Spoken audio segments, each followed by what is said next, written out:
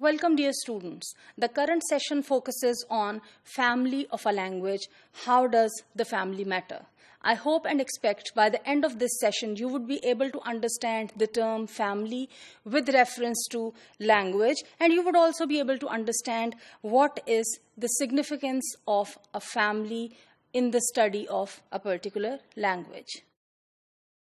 Well, my dear students, when we talk of family trees, in fact, we need to go back to 1786, when a British government official in India, Sir William Jones, for the first time made an observation. And the observation was about Sanskrit language. And he said that it is a wonderful language that has a far more perfect, structure and a far more refined form as compared to Greek and Latin languages. He also made the observation and suggested that a number of languages from very different geographical areas must have some common ancestors, and there is a need to study who is the ancestor of which language, or which particular language is the ancestor of any language that descends from it. This common ancestor could not be described from any existing records, but had to be hypothesized. A hypothesis was supposed to be made, an idea was supposed to be made on the basis of the similarities and differences that were found in the languages. What I'm trying to prove is that there was no historical record as such of proving the family ancestry of a language. However, based on the characteristics of languages, by comparing and contrasting languages in terms of their similarities and dissimilarities, certain ideas could be generated. In fact, it was in the 19th century that a term came into use to describe that common ancestor, and the term proto was used of a language that was the source of the languages that would later on in the modern times would be found. Now, with the Proto-Indo-European, language as the ancestor established, then that was called to be kind of a great-great-grandmother kind of a language. Now the scholars started working on it, and they started identifying different branches that would come out of all that.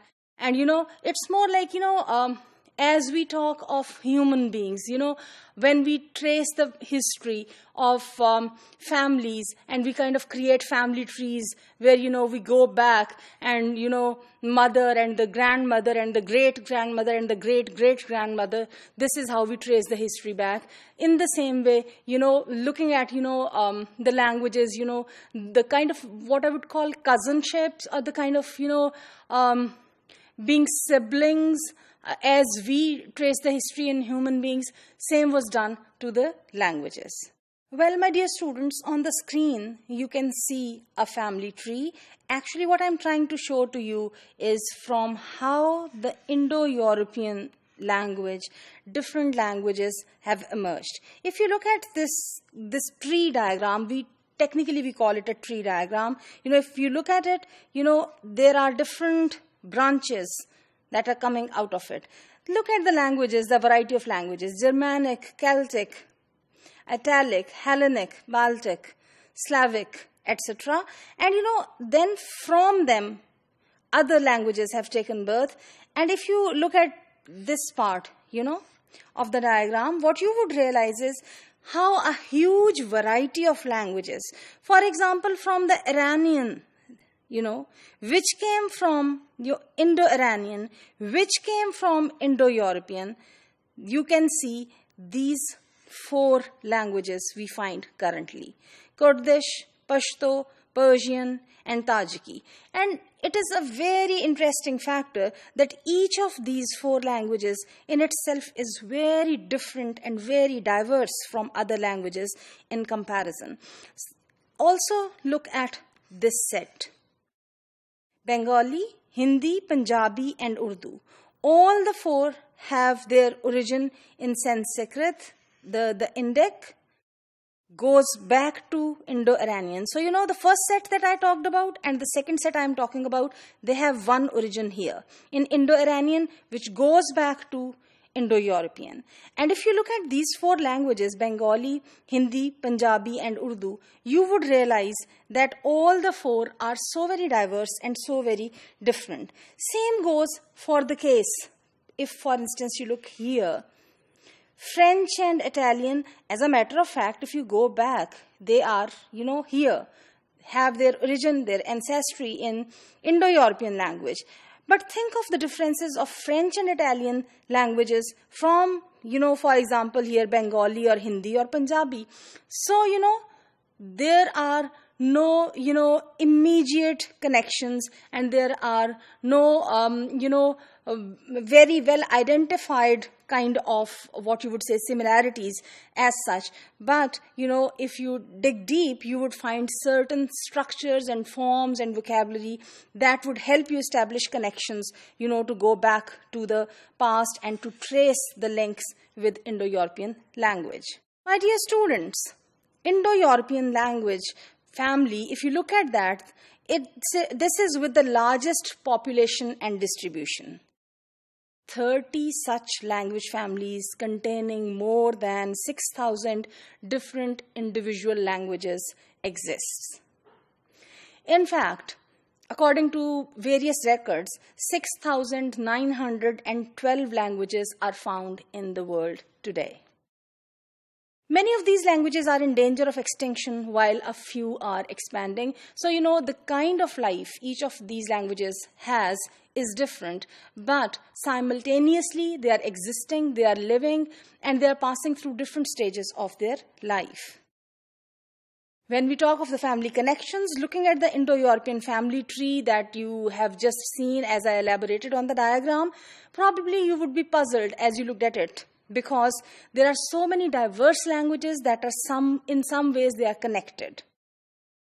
Two modern languages, for example, Italian and Hindi, as I said earlier, they don't seem to have anything common, but interestingly, when we trace the ancestry, they come from the Indo-European family.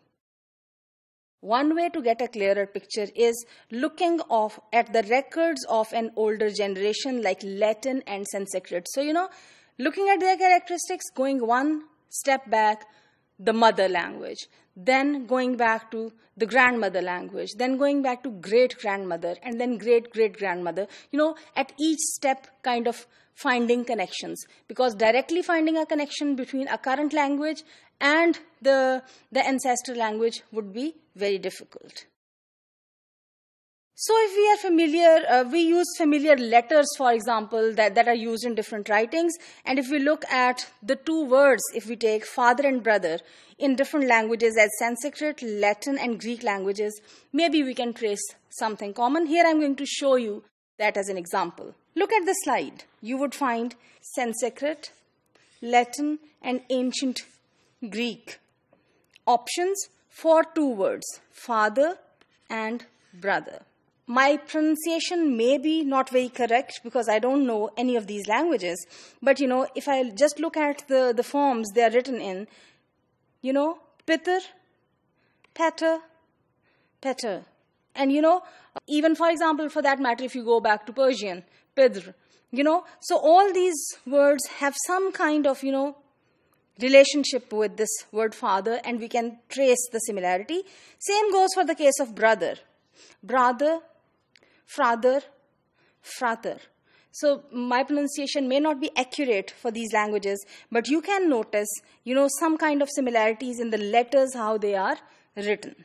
I hope these examples have given you some idea of what does it mean that a language belongs to a particular family, or that there is a particular language that has an ancestor language that comes from a particular family.